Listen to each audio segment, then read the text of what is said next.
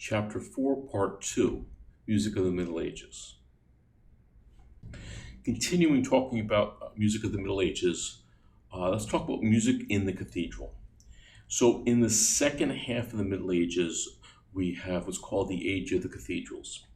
And the dates are around 1150 to 1350.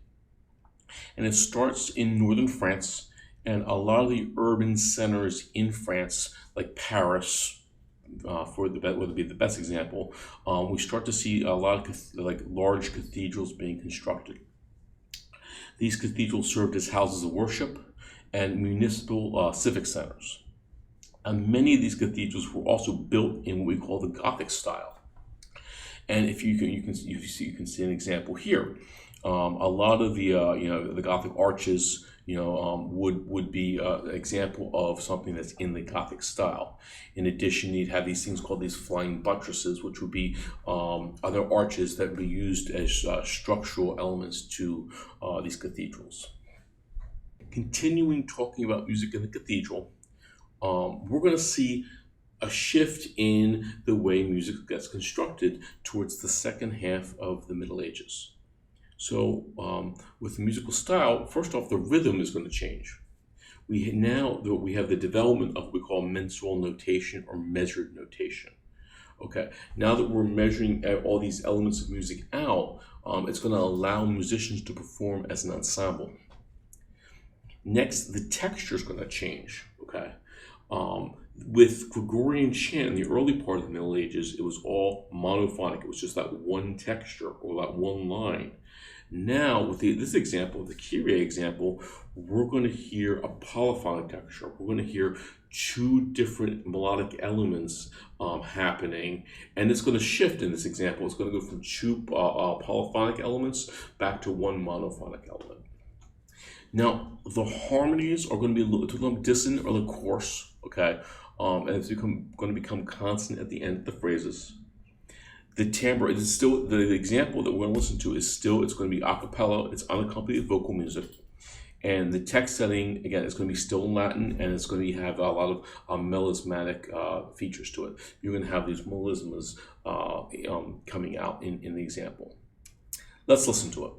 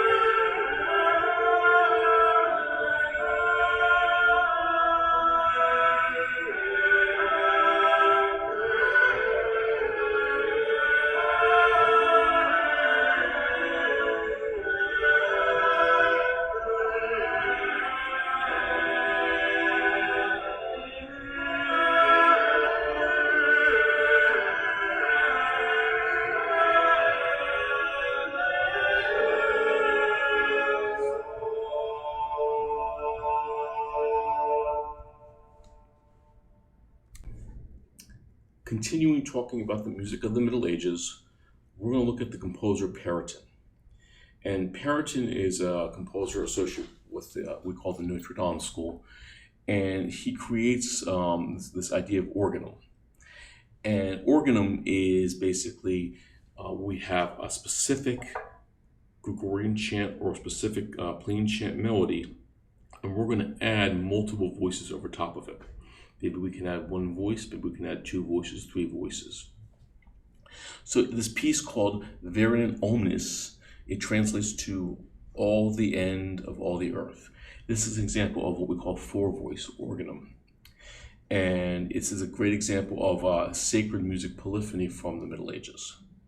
Now, these voices are going to be on top of that existing plain chant, and that existing plain chant is going to be called the tenor. Okay, it's borrowed chant performed in a slow-moving and sustained manner. Okay. In addition, this organum is going to have or incorporate mensural notation, and what that means basically, it's going to be incorporate very strict rhythms, and they're going to be notated. So if we remember, in the beginning of the Middle Ages with Gregorian chant, they're notating the pitches, but it's a very, very free rhythm. Now, music's evolving from this free rhythm to a notated rhythm, and we're going to have a stricter rhythm, and we're going to feel a pulse. So in this example, there's a couple things we want to listen to. We want to listen to the three voices moving together over a drone, kind of as a sustained note. And then we also want to listen to, for that stricter pulse. Okay, you'll be able to listen to this. You'll be able to feel the pulse to this example as well. Okay, and organ is probably one of the most important inventions in music that we look at, because organ is the first step into what we call our Western harmony. We go from one line monophonic texture to now we have polyphonic lines, and these polyphonic lines are going to eventually evolve over the course of music history into our Western harmonic system, of using chords and so forth. Let's go listen to this example.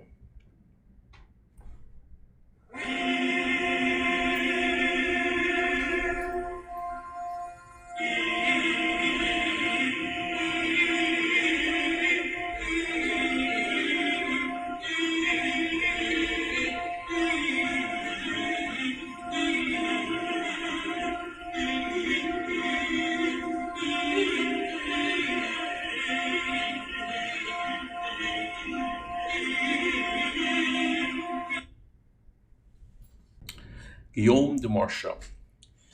So Marchaux he's a composer in the latter half of the Middle Ages, operating in northern France, and he lives about 1300 to 1377, and he's associated with the cathedral in Reims. And the cathedral Reims, it's northern France. This cathedral rivaled the Notre Dame Cathedral in Paris in both music and architecture in the 14th century. Okay, and it's about 100 miles east of Paris. So Marchaux, he was a very, very important composer of his day. Okay, and keep in mind, he writes secular songs. He writes secular songs for the court, for entertainment, and he also writes sacred music at the cathedral in Reims. So now, and we're going from all the composers we talked about beforehand are just writing sacred music. Marchaux is going to be one of these composers where he's writing both sacred music for the church and now secular music for the court as well. He was an esteemed poet, and we do have about 150 of his works that survive to this day. So continuing talking about Marchaux, we're going to look at a piece of his from a mass that he writes. And before we look at the piece, I want to talk about what the actual Catholic Mass is and the portions of it. So if you see here, we have two different categories of the Catholic Mass. We have the proper of the Mass, and we have the ordinary of the Mass. Now, most times in the Middle Ages, this Mass would be performed every day, okay?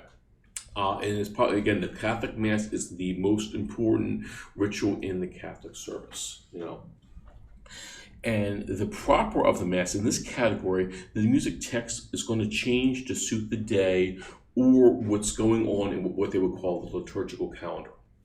Okay, so if we go from Lent to Easter, you're going to have different pieces in this Mass depending on what Lent is, or Easter or Christmas and so forth.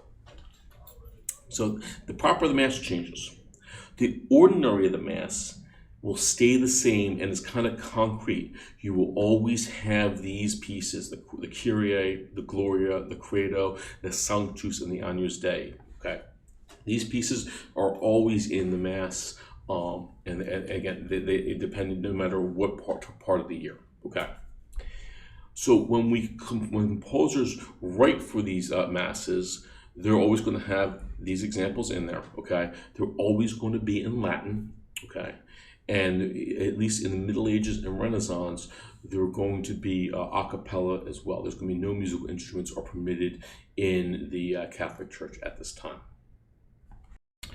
Continuing talking about the music of Marchaux, we're going to look at the Mass of the Notre Dame, okay, Mass of Our Lady. It was written about 1360, and this piece starts in the tradition of composing the Mass as like a unified entity. Okay, where we're writing the Kyrie, the Gloria, the Creatus, that Sanctus and Agnus Dei. Those pieces in the ordinary, they're always going to be there, and composers are setting these to music. Okay. These pieces would have functioned in the actual church service as well. Okay, later on in the classic period, composers like Mozart and Beethoven and other classical composers will write masses, Catholic masses and requiem masses, but those pieces are to function more as art pieces or for enjoyment. In the Middle Ages and in the Renaissance, they're writing the music to actually be performed as sacred music in the actual church in the service. This piece is probably one of the best known works for medieval music, and we're going to hear it's going to be a four-voice texture. Okay, so the main line or the main chant is going to be in the tenor. Okay, and then we're going to have three other voices. We're going to have a bass below it, and then the soprano and alto above it. Okay. Continuing talking about musica Martial, we're going to look at the Kyrie from the Missa de Notre Dame. And so the Kyrie is the first movement of the Mass. And the Kyrie text is Kyrie eleison, Kyrie eleison, Kyrie eleison, Lord have mercy upon us, okay? And then it switches to Christie eleison, and they will say the same thing, Christie eleison, Christie eleison, Christie eleison, Christ have mercy. And then the text will go back to Kyrie, and we say it again, Kyrie eleison, Kyrie eleison, Kyrie eleison. So we're going to see first off, we'll look out for one thing is, and with the Kyrie, the idea of three comes out, okay? We have a three-part texture, the Kyrie, the Christie, the Kyrie. We say Kyrie eleison 3 times. And then the music is in kind of a 3/4 or a triple meter, okay? And that's not done by accident, okay? If any of you are Catholic, you may know in Catholicism, there's the idea of the Trinity. And the Trinity means like the Father, the Son, and the Holy Ghost. And the 3 is a very, very important number in the Catholicism, and it gets incorporated into the music as well. So keep that in mind. Let's listen to this piece. This example is just the first part of the Kyrie, but when we go on canvas, I have the entire Kyrie eleison piece on canvas for you folks. But let's listen.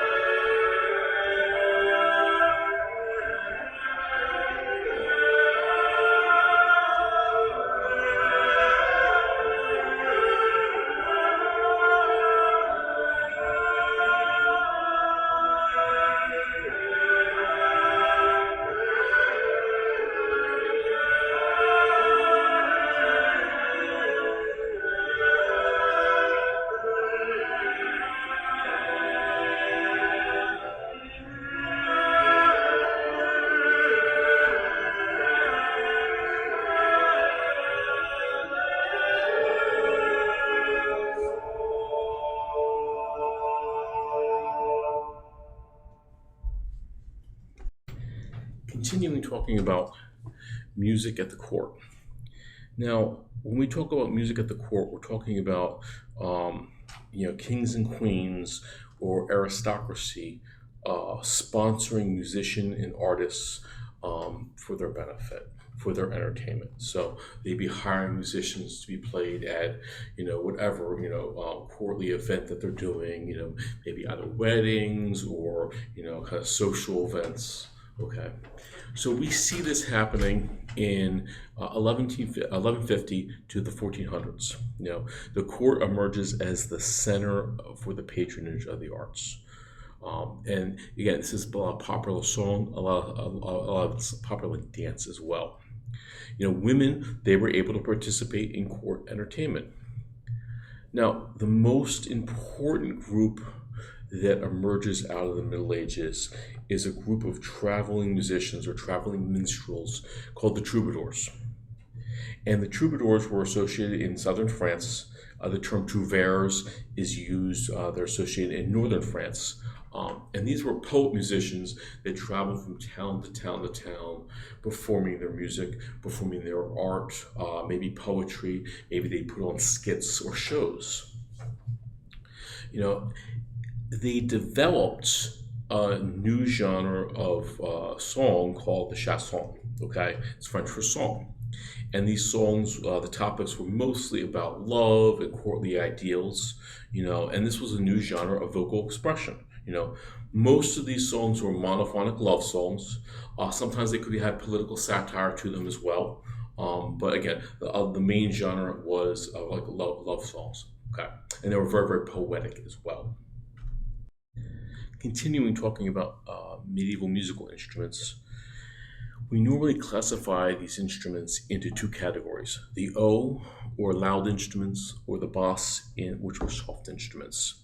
And with these groupings, they had specific functions. Loud instruments, or the O instruments, would be more geared to be performed outside, like the sakba, which is a predecessor of the trombone, the shawm, which is a double reed instrument, and we have the cornetto, which is a wind instrument. Now, the softer instruments called the Bas, like the flute, the fiddle, which was the vile or the rebec during the Middle Ages, the harp or the lute, they would have been geared for playing in indoor concerts, civic events, and so forth. And we also do see the pipe organ as a principal instrument of the monastery and the cathedral. We're going to look at a piece by the troubadours, a piece by Beatrice, and it's a piece called I Must Sing.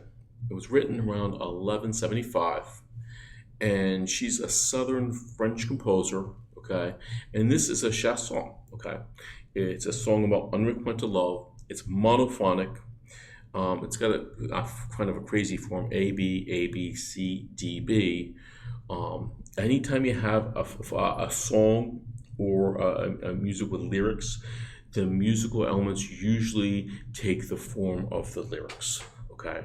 And it's true from back in the Middle Ages up to the Renaissance to, a contemporary, okay? So the piece, though, again, it has a vile solo, and then it's going to have, and then the voice will be singing above it. So let's listen to the solo.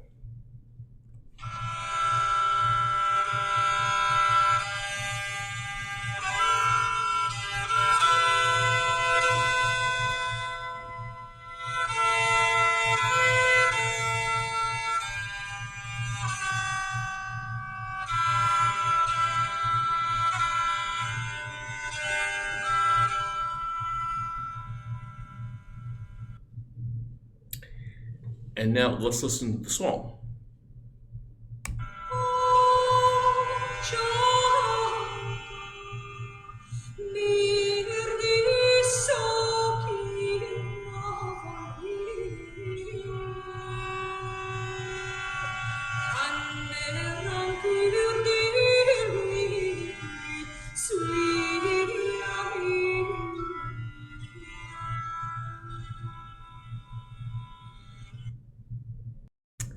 Another example of secular music in the Middle Ages is the Agincourt Carol, okay?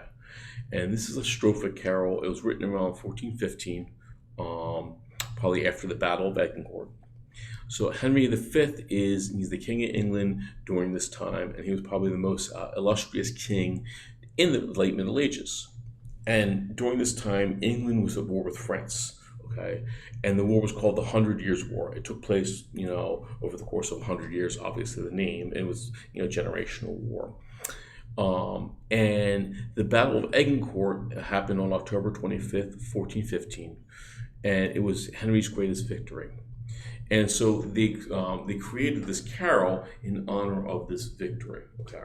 Now, a carol basically is a song sung in the local language, and it's usually sung in strophic form. Continuing talking about the Agincourt Carol, this is an anonymous piece. We don't know who wrote it. Okay. It's a strophic carol, and it has 5 strophes total.